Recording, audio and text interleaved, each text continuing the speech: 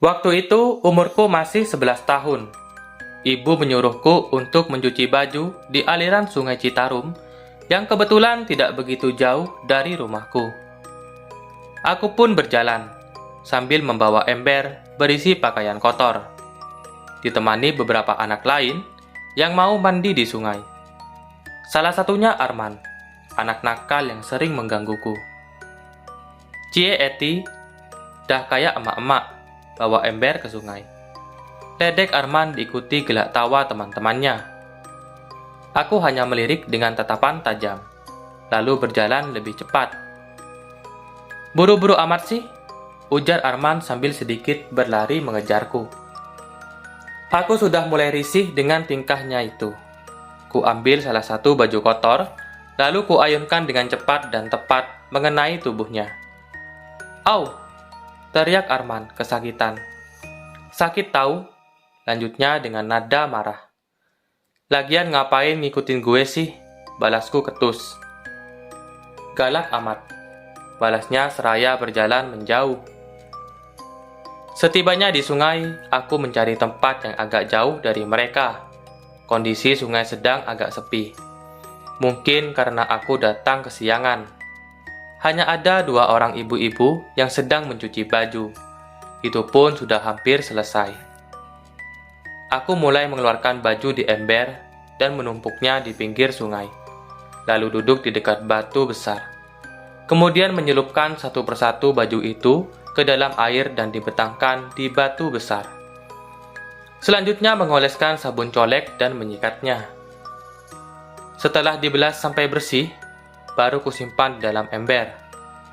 Karena terlalu fokus mencuci, aku sampai tidak sadar kalau Arman sudah ada di belakangku. Eti, gak mau ikut mandi? Ajak Arman mengagetkanku. Aku mengacuhkannya, hanya fokus menyikat baju. Kalau ada yang nanya itu dijawab dong, ucapnya. Emang mau dijawab apa? Balasku sambil menoleh ke belakang. Ya mau atau enggak? Enggak. Udah jelas gue lagi nyuci. Dah sono pergi. Aku pun memalingkan wajah. Lanjut kembali menyikat baju.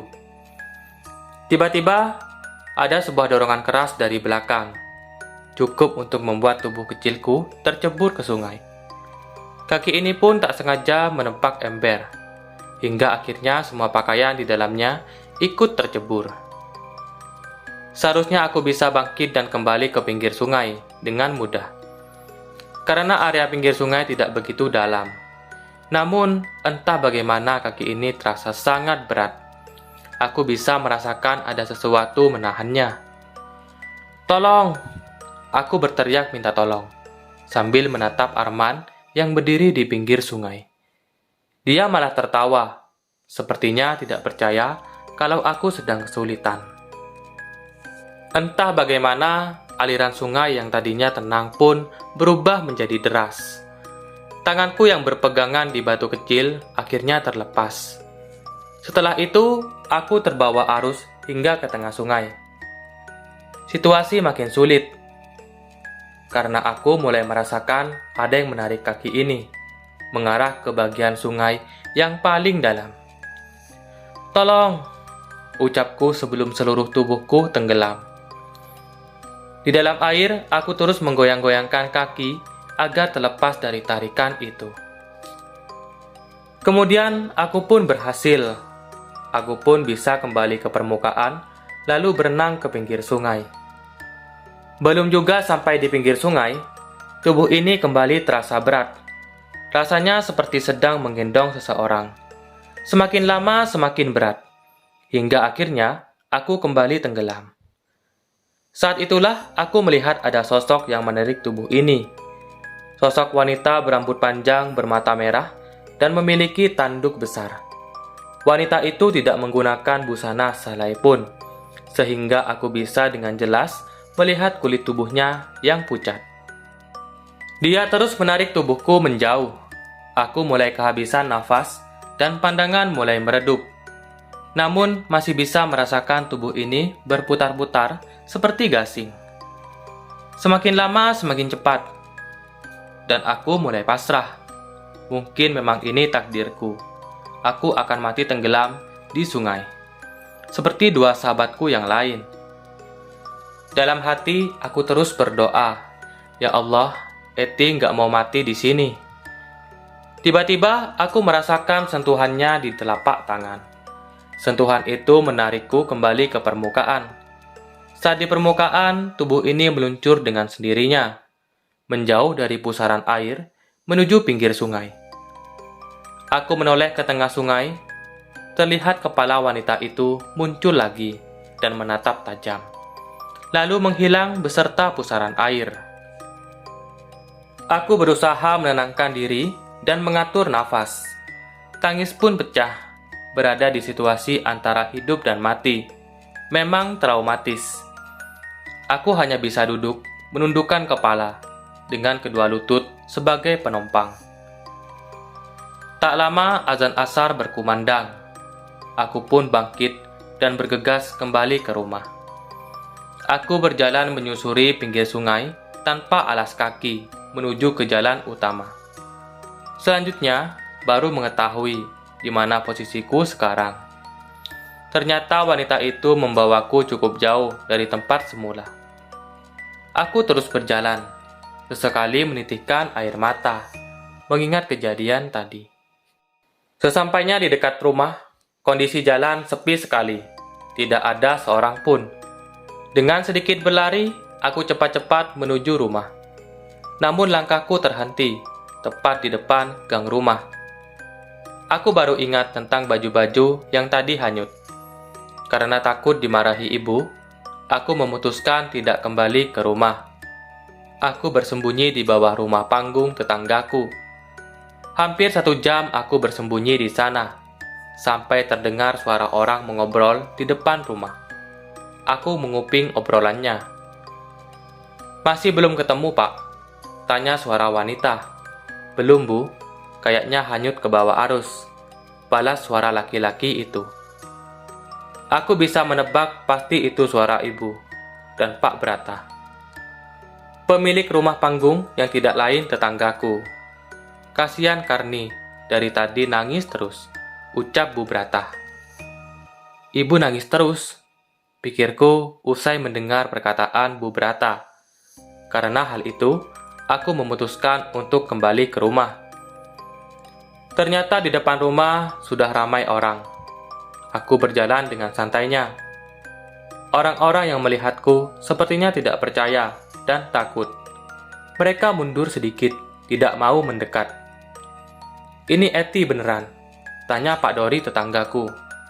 "Iya, masa hantu?" balasku kesal dipandang aneh. "Ya Allah, Eti masih hidup," teriak tanteku yang sedang duduk di teras depan. Dia langsung memelukku dan mengajak ke dalam rumah. Di ruang tengah sudah banyak anggota keluarga yang berkumpul. Salah satunya kakek Ada, yang hanya melebarkan senyum. "Eti, kemana aja?"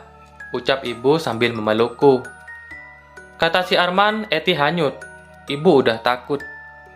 Ah, anak nakal itu. Padahal dia yang mendorongku hingga tercebur ke sungai. "Udah, mandi dulu sana. Takut ada yang ngikut," ucap kakek Ada masih tersenyum. Ibu langsung membawaku ke kamar mandi. Setelah mandi dan ganti baju, aku disuruh duduk di ruang tengah, tepat di samping kakek Ada. Wajahnya tampak sedang menahan tawa, tapi aku tidak berani menegurnya. Hanya sedikit menundukkan kepala sambil memegang segelas teh hangat. "Bapak Ada tadi bilang, Eti sebentar lagi juga pulang." Beneran pulang," ucap ibu. "Makanya Eti, jangan suka sembunyi di tempat gelap," balas kakek Ada. "Tempat gelap?" tanya ibu kebingungan. "Udah gak usah dibahas, Eti ngerti kan maksud kakek." Aku mengangguk pelan, lalu menyeruput teh hangat. "Bu, maaf bajunya, jadi ikut hanyut," ucapku pelan. Takut ibu marah. "Ah, cuma baju doang. Yang penting Eti selamat." "Ya tuh, gara-gara si..." "Shh, udah jangan dibahas." Kakek Ada memotong ucapanku. "Gara-gara apa?" tanya ibu. Paling kepleset pas nyuci, iya kan? Balas kakek Ada sambil melebarkan kedua matanya. Ah, aku baru paham maksud kakek Ada. Sepertinya dia melarangku untuk bercerita yang sebenarnya. Karena jika aku bilang ini semua karena ulah Arman, bisa-bisa nanti ada keributan besar di kampung ini. Apalagi kalau mendengar cerita bagaimana aku selamat. Bisa semakin heboh. Kakek Ada mendekat mulutnya ke telingaku. Jangan dendam. Aku pun membalasnya dengan anggukan.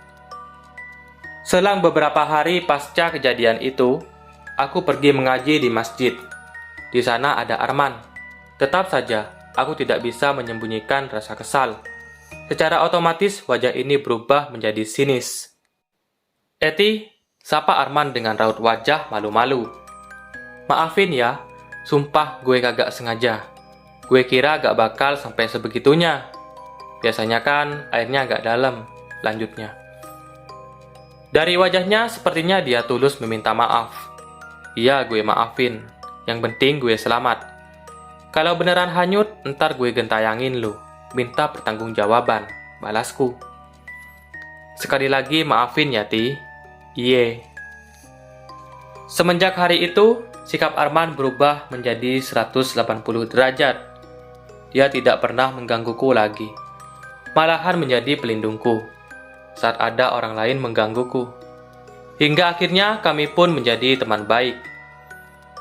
Lama setelah kejadian, saat aku berkunjung ke rumah kakek Ada, akhirnya dia menjelaskan tentang kejadian misterius di Sungai Citarum. Eti, pas waktu hanyut di sungai ada yang narik ya? Tanyanya. Kok kakek tahu? Kakek Ada tidak menjawab pertanyaanku. Dia hanya tertawa kecil, lalu mengalihkan dengan sebuah pertanyaan. Eti masih ingat bagaimana bentuknya. Bentuk apa, kek? Orang yang narik Eti ke pusaran air. Aku semakin bingung, bahkan kakek Ada tahu kalau ada pusaran air. Perempuan telanjang, ada tanduknya, balasku. Itu namanya lembu. Lembu? Iya, jin air yang suka narik-narik orang ke tempatnya. Tempat apa, kek? Ke alamnya, dunia jin. Pusaran air itu menjadi gerbang atau pintu masuk ke tempatnya. Beruntung Eti gak masuk ke sana. Kalau iya, bisa mati dan susah dicari. Iya, keburu ada yang narik ke atas, tapi gak tahu siapa. Buaya buntung. Dia yang narik Eti ke atas. Kok kakek bisa tahu? Tanyaku lagi. Lagi-lagi kakek tidak membalas pertanyaanku itu. Dia malah mengelus-elus rambutku dan berkata, nanti juga Eti tahu.